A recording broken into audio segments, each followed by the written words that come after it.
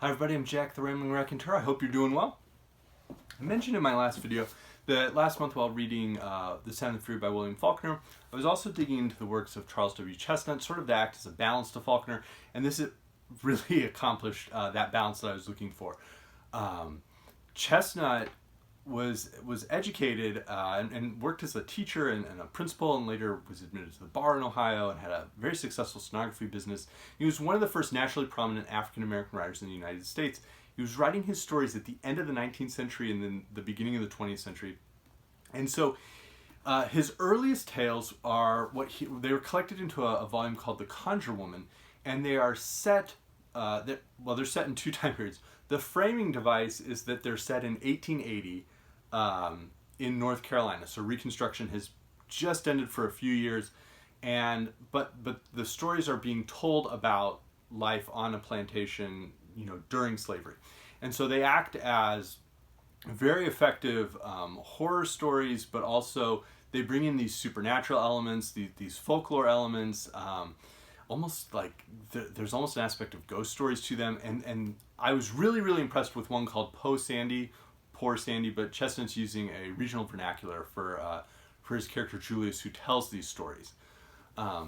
So I'm gonna put a link to Poor Sandy in the description box. I highly recommend that you read it. It was 11 pages in the text. I'm gonna proceed to spoil everything from here on out, so I highly recommend you read it. So Chestnut's frame device is he's got a young couple who've moved from Ohio down to North Carolina in 1880, and they've bought a vineyard and they have it operating now. And one of their workers is a man named Julius, who's an old man, who the couple's wife. Julius used to be a slave. He was freed, after the Civil War, and so he tells them stories about life on the plantation during slavery.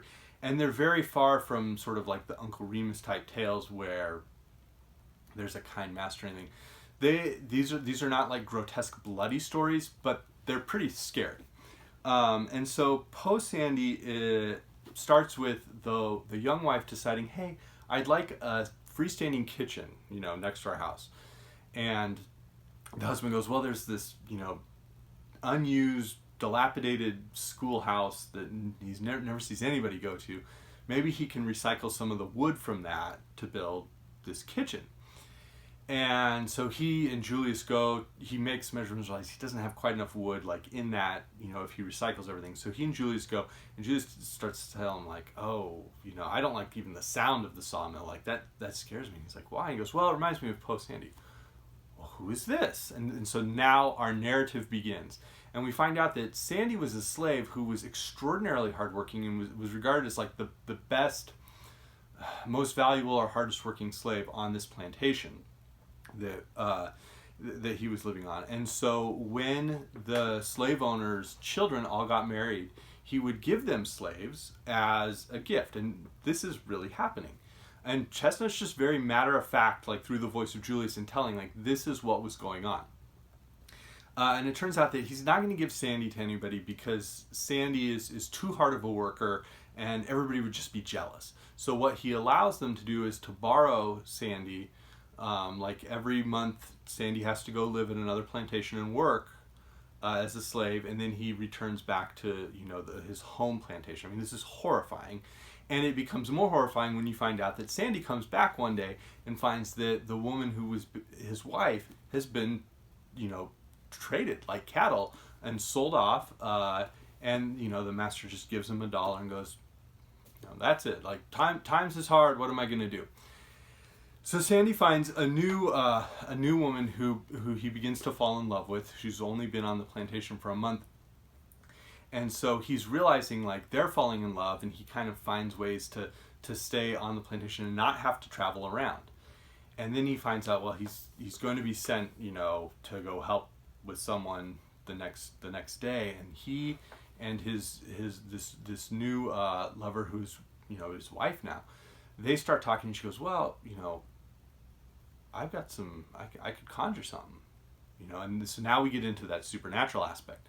And so they have this whole discussion around what could she turn Sandy into, and he begins to list, and mind you, this is set during slavery. These are all real things. Like as he lists different creatures, He goes, well, I don't want to be a mockingbird because, a hawk will get me and kill me. I don't want to be this creature because the master's dogs will come and get me. The dogs were used to hunt down runaway slaves. And so he's listing these different things, and you're not being beaten over the head with it, but you're recognizing there's symbolism, there's imagery occurring here in this story. And they finally decide on a tree, and he'll be this tree, and so she, his wife Tenny can always come visit Sandy as this tree. And so they agree on that. And there's this weird poignancy to the idea of Sandy being conjured and becoming a tree. Because if you think about it, Sandy's entire life he's been forced to not only be a slave, he has no agency, but he's been forced to go to all of these other houses for the past few years as a slave. He, in a sense, has no roots, and being a tree for the first time will actually give him a sense of roots here, in this place with the woman he loves. And so, there's some really powerful imagery there. But now we get to, somebody's going to go get, take some strips of bark off that tree. And Tenny goes and tries to protect it and puts a beehive there on the tree to keep people away from it. And, so that no one will hurt Sandy. Because even though he's a tree, he can't speak, but there's this sense of Sandy can still feel all of these things happening. And so there's this idea of, eventually she's going to turn him, the master, of course, is looking for Sandy. That was his best slave. He's got those same dogs Sandy was afraid of. He's got those dogs looking for him. They can't find him. They trace it to the river where that tree is, and they can't find any trace of Sandy. So Tenny and Sandy have this plan of she's going to, they're going to escape together maybe. And then, remember, Sandy was always forced to go elsewhere. A family member, I believe it was a daughter, becomes ill, and the master now forces Tenny to leave the plantation and go. And then decides that they want some lumber to build something, and while Tenny's gone, they go and find that big tree that no one's ever been able to touch, and they start to cut it down. And this is what Chestnut writes. The two men what cut the tree down say they never had such a time with a tree before. The axes would glanch off, and didn't appear to make no progress through the wood, and of all the creaking and shaking and wobbling you ever see, that tree done it when it commenced to fall. It was the beatin'est thing. When they got that tree all trim up, they chained it up to a timber wagon and start for the sawmill, but they had a hard time getting the log there. First they got stuck in the mud when they was going across the swamp, and it was 2 or 3 hours before they could get it out. When they start on again, the chain keep it coming loose, and they had to keep a stopping for to hitch the log up again. When they commenced to climb the hill to the sawmill, the log broke loose and rolled down the hill and amongst the trees and hit to nigh about half a day more to get it hauled up to the sawmill. And so you're getting all these things of Sandy as this tree is basically fighting. Fighting for his life, fighting against the men who have cut him down and are going to take him up to the sawmill to tear apart the boards. And he keeps fighting. And they when they start to cut into the lumber to make the actual boards, there's this sound of the wood seems to scream.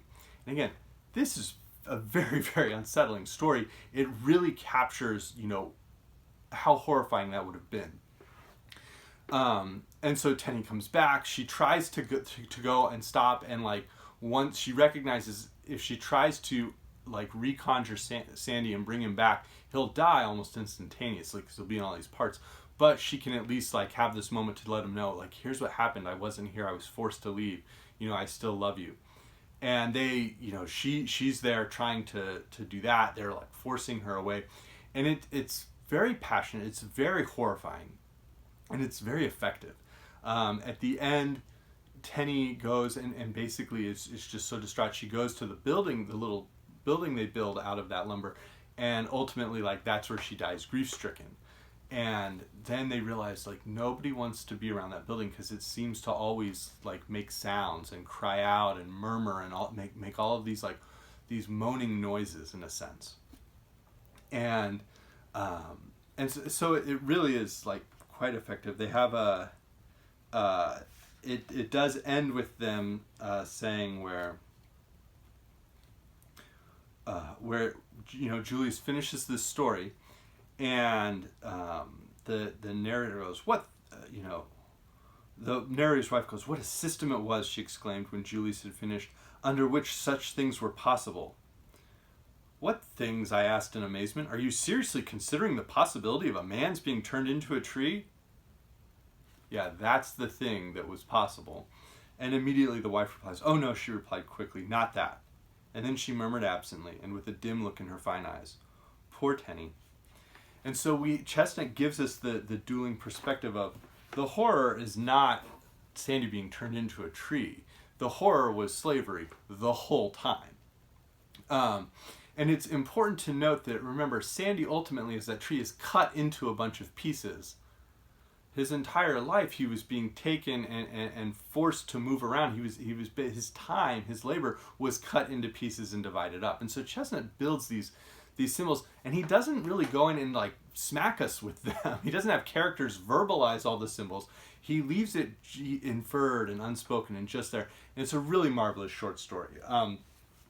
I hesitate to say I enjoyed it because it was so horrifying, but it was so thought-provoking, and it captured exactly what I needed to counterbalance like what the evil that is Jason Compson, imagining what a great life he would have if he could still, have slavery. Mind you, Jason Compson trades in cotton shares. A couple generations earlier, he would have been trading in slaves. There's no question in my mind about it. And Quentin Compson's quest to uphold the honor of the South, it gets away from the idea that not only are the Compsons in their present a ruin, there's just decayed, but the idea that, and Chestnut kind of points out, the entire, era of slavery was a society built on decay and death. And Chestnut captures that in such a well-done way. Again, I'm linking the story. Chestnut, intriguingly, was not super popular with the Harlem Renaissance writers. He and W.E.B. Du Bois were actually still alive at the time, and they were friends, and I believe Chestnut may have he was in some capacity supporting the NAACP early on in its existence. Zora Neale Hurston also wrote a whole series of folk tales collected later on, like collected in the 20th century. Chestnut, of course, was writing his as short stories, sort of taking the folk tales and then changing them and tidying them up in certain ways to make them stories. Zora Neale Hurston collected a whole series of those folk tales that are published as, I believe it's Mules, what's the title? It always escapes me. Mules and Men. And I forget because I have it in the Library of America volume. Library of America also publishes a volume of slave narratives that don't have folk tales but have real stories of what what that existence was like as a slave and what the quest for freedom was like. So I highly recommend Post Sandy. I'm going to be continuing to read some of Chestnut's works, and I would encourage anyone else to. So thanks.